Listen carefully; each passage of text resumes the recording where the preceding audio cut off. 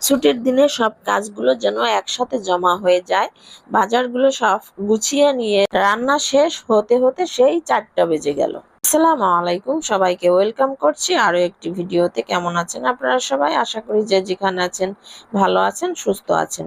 আজকে ব্লগটা সকাল থেকেই শুরু করেছি। শুক্রবার যেহেতু কাপড় ধোয়া থেকে শুরু করে সংসারের সমস্ত কাজকর্ম শেষ করতে অনেকটা দেরি হয়ে যায়। সকালের নাস্তাটা করেছিলাম এই ফাঁকিঝুঁকি নাস্তা দিয়ে, ডিমের সঙ্গে একটু গোলা রুটি বানিয়ে নিয়েছিলাম। কারণ ময়দা গুলিয়ে এই নাস্তাটা একটু ঝটফট করে বানানো যায়, যেহেতু একটু দেরি করে ঘুম থেকে ওঠা হয় শুক্রবার। তো নাস্তাটা বানিয়ে সবাইকে আমি খেতে দিয়ে দিলাম। আর এদিক দিয়ে রাতের কিছু ভাত ছিল, এটা আমি একটু পেঁয়াজ, কাঁচামরিচ এবং শুকনো মরিচ দিয়ে একটু ভেজে নিয়েছি, এবং এই ভাত ভাজিটা আমার অনেক ভালো লাগে। তো আমি একটু ভাত ভাজি আজকে খেয়ে নিয়েছি। সপ্তাহের কিছু বাজার তো করতেই হয়। তো আপনাদের ভাইয়া এই বৃষ্টির ভিতর গিয়ে কিছু বাজার করে নিয়ে আসছে। আজ 2 দিন ধরে তো অনেক বৃষ্টি, আর যখনই বের হয় তখনই বৃষ্টিটা নেমে দেয়। এর কিছুক্ষণ আগে বৃষ্টি থাকে না, কিন্তু বাইরে বের হওয়ার আগেই শুরু হয়ে যায় বৃষ্টি, আর বৃষ্টিতে ভিজে সব বাজারগুলো নিয়ে আসছে। ওখানে মাছ মাংস ছিল, আর কিছু কলা, টমেটো, যা যা নিয়ে আসছে সেগুলো আমি এক এক করে সব বের করে নিচ্ছি। আর বের করে আবার আলাদা করে মাছ মাংসগুলো একটু ধুয়ে ফ্রিজে রেখে দেব। আর কিছু পোলাও চালও এখানে ছিল, পাট শাক ছিল, আর কিছু সবজি যা যা লাগবে সবই নিয়ে আসছে। আমার ছেলে মেয়ে আলভি এবং আনিকা যেহেতু পোলাও বিরিয়ানি বেশি পছন্দ করে, এজন্য ও শুক্রবার আসলেই ওদের জন্য পোলাও অথবা বিরিয়ানি রান্না করতে হয়। এজন্য চাল একটু বেশি করেই আনা হয়, যেহেতু এই খাবারটা ওরা বেশি পছন্দ করে।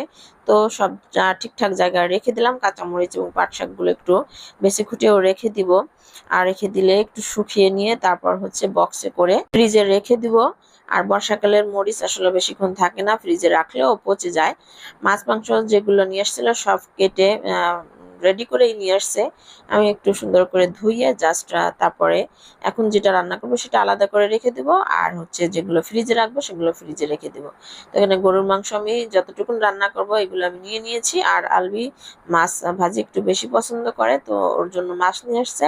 মাছগুলো একটু সুন্দর করে ধুইয়ে আমি রেখে দেবো, পরে অবশ্য আবার ধুবো। আর মুরগিগুলো সুন্দর করে ধুয়ে রেডি করে রেখে দেবো।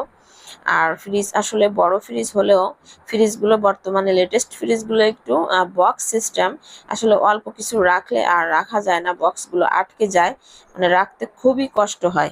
আর একটু এদিক ওদিক হলে আর বক্স খোলা যায় না, তারপরে রান্না করার সময় মাছ মাংস কিছুই বের করা যায় না, অনেক সময় নষ্ট হয়। তারপর ফ্রিজ বন্ধ করে হচ্ছে বের করে নিতে হয়।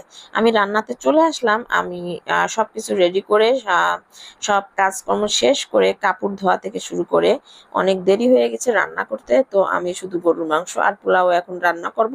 ভেবেছিলাম অন্য কিছু করবে এর সঙ্গে, তো এখন আর করব না। আমি হাতে মেখে সব মশলা দিয়ে আমি গরুর মাংসটা মেখে বসিয়ে দিয়েছি। আর এদিক দিয়ে পোলাও চালটা সুন্দর করে ধুয়ে নিচ্ছি। ধোয়া শেষ করে তারপর পোলাওটা আমি বসিয়ে দেবো অন্য চুলায়। তারপরও রান্না শেষ হতে হতে সেই বিকেল 4টা বেজে গিয়েছে।